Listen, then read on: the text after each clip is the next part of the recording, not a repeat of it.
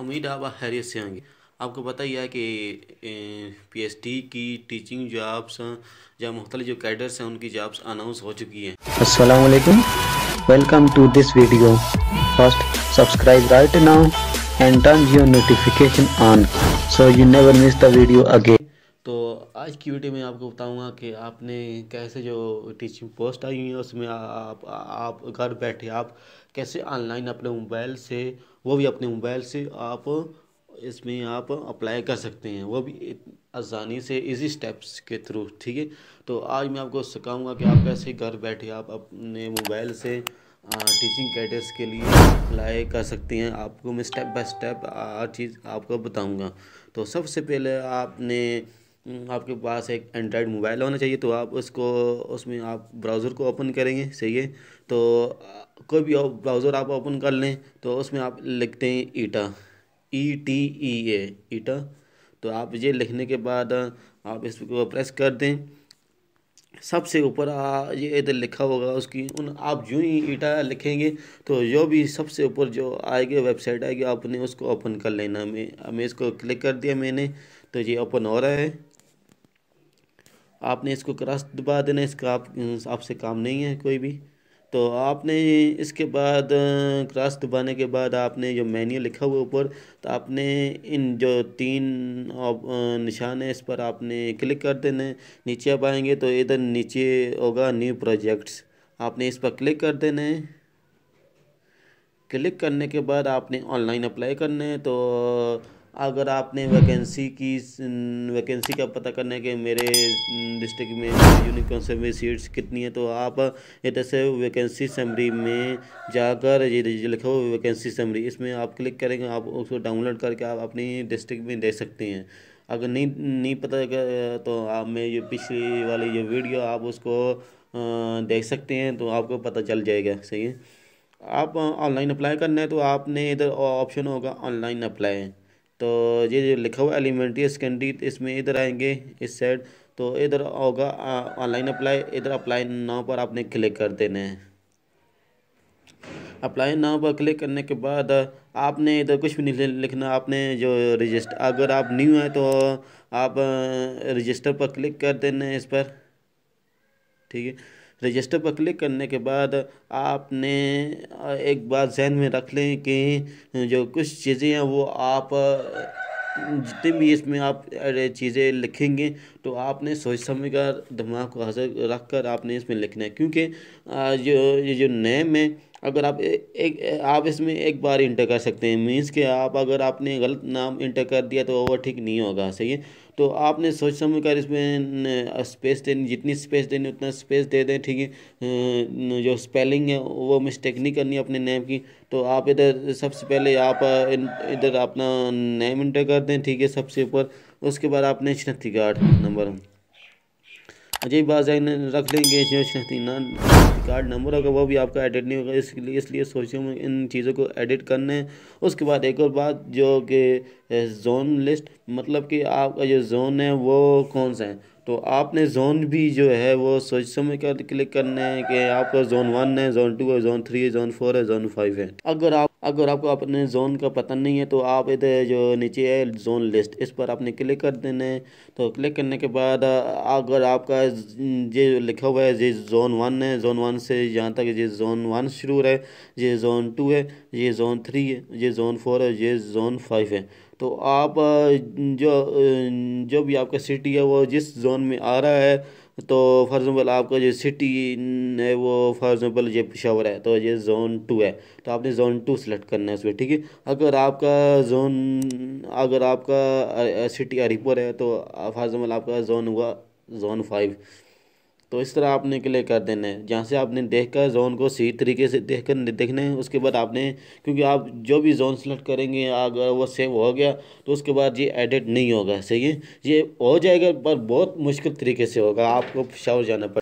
तो उसके बाद आपने ये जोन सेलेक्ट कर लेना, जहाँ से अगर फॉर एग्जाम्पल आपका जोन 2 है तो आप जोन 2 सेलेक्ट कर लें, ठीक है। उसके बाद आपने जहाँ से अपना जो डोमिसाइल है वो आपने जो डोमिसाइल सिटी है वो आपने इधर से सिलेक्ट करना है, ठीक है। आपने इसके बाद इधर अपनी ईमेल लिखनी है, अगर ईमेल नहीं है तो आप इसको छोड़ दें, अगर है तो लिख दें इसमें। आपने उसके बाद इंटरव्यू मोबाइल नंबर, उसके बाद आपने अपना इधर मोबाइल नंबर एंटर करना है। आपने वो वाला मोबाइल नंबर एंटर नहीं करना जो कि कन्वर्ट हुआ दूसरे नेटवर्क पर, ठीक है। फॉर एग्जाम्पल आपका जोन का मोबाइल सिम है तो आपने इसको टेलीनॉर में कन्वर्ट किया हुआ है, तो वो वाला नंबर एंटर नहीं करना, क्योंकि वो उस पर मैसेज नहीं आएगा। उसके बाद आपने इधर अपना पासवर्ड एंटर करना है, ठीक है। सोच समझ कर आपने जो पासवर्ड एंटर करेंगे वो उसको आपने भूलना नहीं है, ठीक है ना। सही है। तो अजय सारा कुछ काम करके आपने तो आप साइन अप कर दें, ठीक है। साइन अप करने के बाद मैंने ये सारा काम किया हुआ तो मैं साइन इन पर क्लिक करूँगा। साइन अप करेंगे तो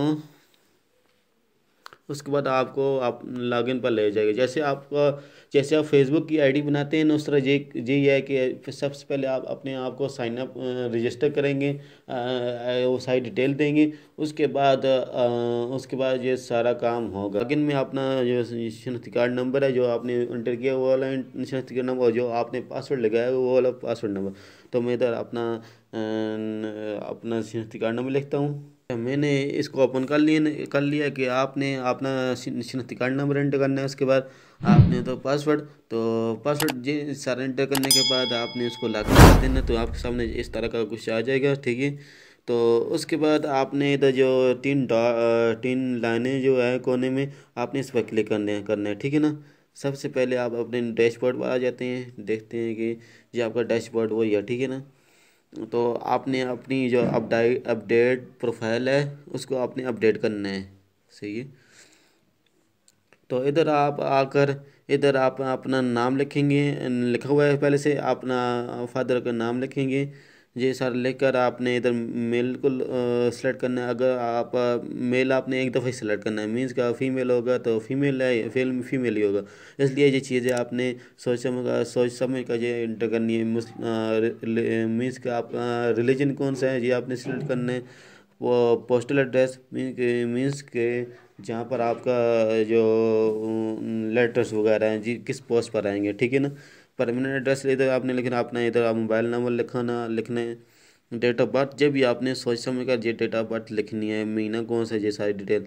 जोन 5 ये पहले से सिलेक्ट करो। अगर do you claim age relaxation, means कि आज अगर आपकी जो एज है वो 35 से अबव है तो आप इधर जैस लिख सकते हैं, ठीक है। मीन्स कि आपको एज रिलैक्सेशन चाहिए। अगर आपकी एज ठीक है बराबर है, नॉर्मल है, तो आप नो लिख दे, ठीक है। Do you claim physical disability, मतलब कि ये कि आपको कोई मतलब कोई अल्लाह न करे कोई ऐसा कोई मसला डिसेबिलिटी है तो आप जैसे लिख सकते हैं, नहीं है तो no. What is your current occupation, means कि आप अभी क्या कर रहे हैं, तो आप जॉबलेस है तो जॉबलेस लिख सकते हैं। इसमें बहुत सारे ऑप्शन है। गवर्नमेंट सर्वेंट है तो गवर्नमेंट सर्वेंट लिख सकते हैं। एक्स सर्विस मैन है तो ये लिख सकते हैं। प्राइवेट जॉब है तो ये लिख सकते हैं। अगर आप जॉबलेस हैं मीन्स कि आप कोई भी जॉब नहीं कर रहे तो आप जॉबलेस लिख सकते हैं, ठीक है। उसके बाद और जो हाफज़े कुरान, मतलब कि आप हाफज़े कुरान है तो नो लिखते हैं, अगर नहीं है तो नो लिखते हैं, जैसे तो जैसे लिखते हैं, ठीक है। योर हाईएस्ट क्वालिफिकेशन मीन्स कि आपकी सबसे बड़ी डिग्री कौन सी है। अगर एफएससी है तो आप एफएससी लिख सकते हैं, बैचलर तो बैचलर लिख सकते हैं। तो ये सारा काम करने के बाद आप इधर अपडेट प्रोफाइल कर दें, ठीक है। उसके बाद ये सारा काम करने के बाद आप आ जाएं एजुकेशन पर। तो एजुकेशन पर आपने सबसे पहले इधर नीचे आपने देखना है please inter academic education in following order. तो सबसे पहले आपने एसएससी इंटर करना है, ठीक है। मैट्रिक इंटर करना है, फिर उसके बाद एफएससी आ जाएगा।